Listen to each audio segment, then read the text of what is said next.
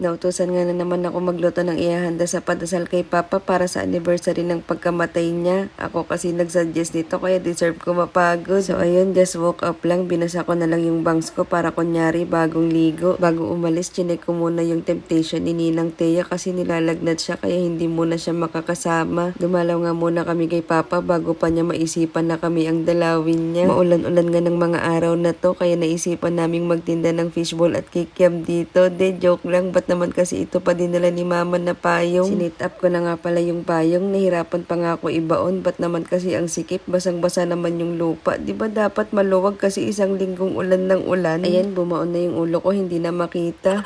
Nilabas na ni Mama yung pangmalakasan niyang lunchbox. Dala-dala niya kasi yung paboritong pulutan at alak ni Papa. Kaya kayo, advice ko lang, bawas-bawasan niyo ang bisyo niyo kung ayaw niyong maagang humimlay dito. Coming from me na may bisyo. Pag uwi ng bahay, agad ko namang inisikaso yung lulutuin ko. Ba't naman kasi ito pa naisip ko? Matrabaho nga pala linisan to. Ito lang yung ayaw ko, yung maggunting saka magsungkit ng dumi na kapag namali ka ng tusok, mapuputol pa yan kaya lalo kang matatagalan. Pero okay lang, at least curving certified. Gumukulam na nga pala yung sikmura namin dyan. Wala pa pala kasi kaming umagahan at tanghalian kaya nagluto na muna ako ng pampalipas busog bago ulit kumilos. Nga pala, habang kumakain ako, marami akong nababasang comments na namimiss na daw nila yung vlog ko saka bakit bihira na raw akong mag-post. Humihingi po ako ng pasensya sa mga nag-aabang ng vlog ko. Kung alam nyo lang, kating-kati ako mag-post araw-araw. Sa totoo lang, hindi kompleto ang araw ko kapag walang post. Kaso mga minamahal kong constituents, sobrang nabisi talaga ako nitong buwan na to. Itong video na to, July 23 pa nga, ngayon ko lang naisingit, i-edit at i-voice over. Priority muna ngayon yung regular work from job saka itong mga promotions na to kasi may mga deadlines to na kailangang magawan agad ng video. Sa totoo lang, araw-araw pressured din ako pero nilagay ko kasi sa resume ko, kinwork under pressure kaya kailangan kong panindigan. Dadagdag ko na nga rin sa susunod, kinwork under low pressure area kasi kahit bumabagyo at walang internet ng 10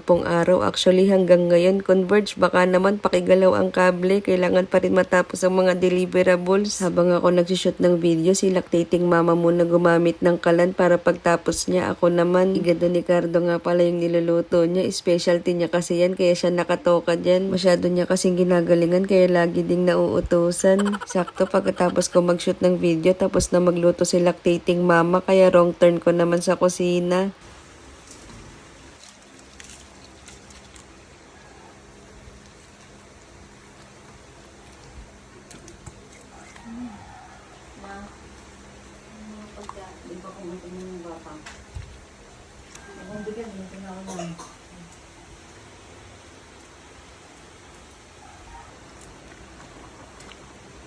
Tapos na nga kami magluto, di ko na rin na-videohan yung nilutong pansit nung bayaw ko kasi nalobat na tong cellphone ko. Dumating na rin yung mga ka-Legion of Mary ni Mama, tapos nagdasal na sila. Tapos ako nag-Netflix and chill na lang. O siya, paalam!